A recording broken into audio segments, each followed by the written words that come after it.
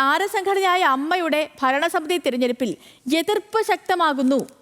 മുൻ ഭാരവാഹികളിൽ ചിലർ മത്സരിക്കുന്നതിൽ ഒരു വിഭാഗത്തിന് കടുത്ത എതിർപ്പുണ്ട്. വിനു മോഹൻ ഉൾപ്പെടെയുള്ളവർക്കെതിരെ പരസ്യമായി പ്രതികരിച്ച് പൊന്നമ്മ ബാബു രംഗത്ത് വന്നിട്ടുണ്ട്. അമ്മ ഭരണസമിതി തിരഞ്ഞെടുപ്പിൽ അന്തിമ വോട്ടർ പട്ടിക ഇന്ന് തയ്യാറാക്കും. സഹിന ആന്റണിയുടെ. സഹിനെ, ഗുഡ് മോർണിംഗ്.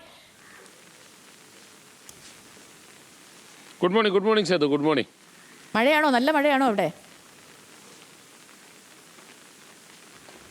അല്ല സേതു, മഴ തുടങ്ങിയതേ ഉള്ളൂ. രാവിലെ മുതൽ തന്നെ മഴയുണ്ട്. പക്ഷെ ഇപ്പോൾ മഴ മാറി നിൽക്കണേണ്. മഴ തുടങ്ങിയതേ ഉള്ളൂ. ഇത് ശക്തമായ മഴയ്ക്കുള്ള സാധ്യതയുണ്ട്. ശക്തമായ പെരുമഴ ഉണ്ടാകാൻ സാധ്യതയുള്ള ഒരു ഇടമാണ്. അത് തന്നെയാണ് സേതു ഞാൻ പറഞ്ഞു വന്നത്. അതിൽ ശക്തമായ പെരുമഴ ഉണ്ടാകാൻ സാധ്യതയുണ്ട് ഈ അമ്മയുടെ തെരഞ്ഞെടുപ്പുമായി ബന്ധപ്പെട്ടുകൊണ്ട്. ഇപ്പോൾ പുതിയ ചർച്ചകൾ വരുന്നത് മുൻ ഭാരവാഹികൾക്കെതിരെയാണ്. മുൻ ഭാരവാഹികൾ മത്സരിക്കുന്നതിനെ ഒരു വിഭാഗം ശക്തമായി എതിർക്കുന്നു. പ്രത്യേകിച്ച് ഇപ്പോൾ കഴിഞ്ഞ ദിവസമെല്ലാം ഈ അമ്മയുടെ പെൺമക്കൾ എന്ന് പറയുന്ന ഒരു വാട്സപ്പ് കൂട്ടായ്മയുണ്ട്. അതിൽ ചെറിയ ചർച്ചകളെല്ലാം ഉയർന്നു വന്നിരുന്നു. പൊന്നമാവു അടക്കമുള്ളവർ ഈ വിനു മോഹനും സരയും ഒപ്പം തന്നെ ഈ ജോമോളും കൂടാതെ അനന്യയും എല്ലാം മത്സരിക്കുന്നതിനെതിരെ രംഗത്ത് വന്നിട്ടുണ്ടായിരുന്നു. അതിൽ വിനു മോഹനും സരയുവിനും അനന്യയ്ക്കുമെതിരെയുള്ള ഒരു എതിർപ്പെന്ന് പറയുന്നത് ഇവർ മോഹൻലാൽ പറഞ്ഞിട്ടും പഴയ ഭരണസമിതിയിൽ നിന്നും രാജിവെച്ചില്ല എന്നുള്ളതാണ് ഇവർക്കെതിരെയുള്ള എതിർപ്പായിട്ട് ചൂണ്ടിക്കാണിക്കുന്നത്. അതായത് ഈ ലാലേട്ടൻ എന്ന് പറയുന്ന ഒരു വികാരം ഉണർത്തിക്കൊണ്ടുവന്ന് മറുവിഭാഗം ശക്തമാകാനുള്ള ഒരു ശ്രമമാണ് നടത്തുന്നത്.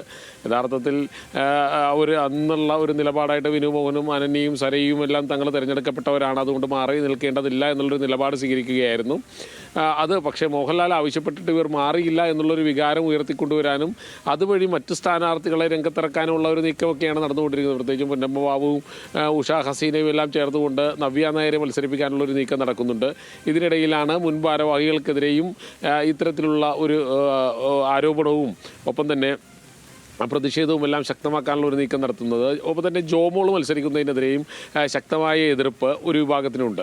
ആ എതിർപ്പും ഇതിൽ പ്രകടിപ്പിക്കുന്നു എന്നുള്ളതാണ് മനസ്സിലാക്കാൻ കഴിയുന്നത്. കൂടാതെ ഇന്നാണ് അന്തിമ വോട്ടർ പട്ടിക പ്രസിദ്ധീകരിക്കുന്നത്.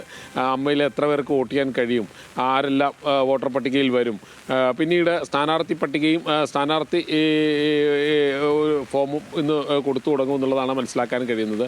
അപ്പോൾ എന്തായാലും നാമനിർദ്ദേശ പത്രിക അടക്കമുള്ള കാര്യങ്ങളൊക്കെ ഇനി മുന്നോട്ട് വയ്ക്കാൻ പോവുകയാണ്.